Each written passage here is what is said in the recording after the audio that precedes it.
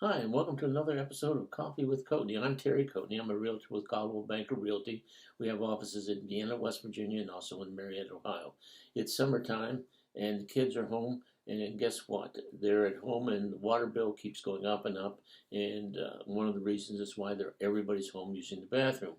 So, is there any options here? Yes, there is. There's a toilet that is called a low flow toilet. It uses 30% less water than the average toilet. So that means that you could perhaps cut your water bill significantly and get a return on your investment after the installation of one, and the cost is upfront, probably within 2 years' time.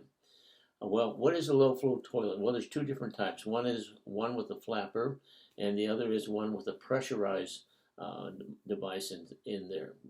The one with the flapper does not work as efficiently as the pressurized one. So if you're thinking about doing that, you might need to get a contractor, because if you've never installed a toilet, that's a little more difficult than you may think.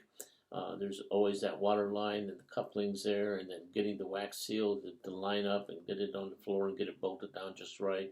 Uh, and if you tighten it down too tight, which has happened a lot, then it'll crack the porcelain. So you may be better off and better served by getting a contractor if you're not really handy. So low flow toilets can save you a good bit of money, and it's a good time to think about having them put in when everybody's home for the summer holidays. There's other ways that you can save money too during this around your home and doing some other things. Give me a call. We'll talk about some other money saving ways that you can reduce your costs. Have a great day, and we'll talk to you soon.